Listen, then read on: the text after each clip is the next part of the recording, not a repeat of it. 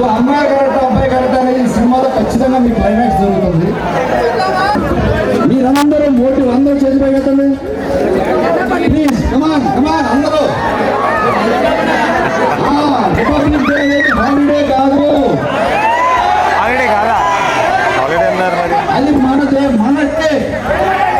భారతదేశం proud to be Indian.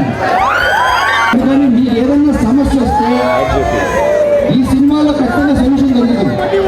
మీ అందరికీ మంచి చెప్పే సినిమా, మిమ్మల్ని ఆనందింపజేసే సినిమా, మీరు ఎంజాయ్ చేసే సినిమా.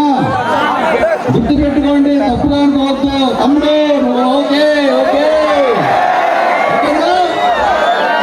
అందరూ ఎంజాయ్ చేసే సినిమా రాబోతుంది, mister work from home. So ఖచ్చితంగా మీరు ఎంజాయ్ చేస్తూ చూడాలి సినిమా. అబ్బాయి కరెక్టా అమ్మాయి కరెక్టా గుర్తు పెట్టుకోండి, ఇదే ఆ క్వశ్చన్. ఇది గుర్తు పెట్టుకొని మీరు గట్టిగా అరిసే అరుపు రెండు రాష్ట్రాల్లో అనుకోవాలి.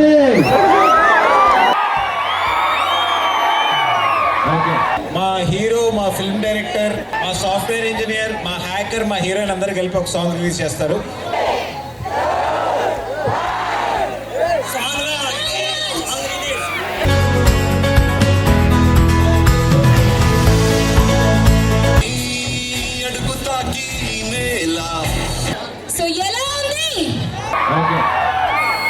ఒడిషా తర్వాత మరొక బ్లాక్ బస్టర్ సినిమా ఈ mister work from home. Usually generally నేను కూడా ఇట్లా కాలేజ్లో ఉన్నప్పుడు మా ఇంట్లోకి వెళ్ళి నేను ఇట్లా చదువుకోను సినిమాలోకి వెళ్తాను అంటే ఇదే చూపించారనమాట. అందరి ఇళ్ళలో అంతే కదా.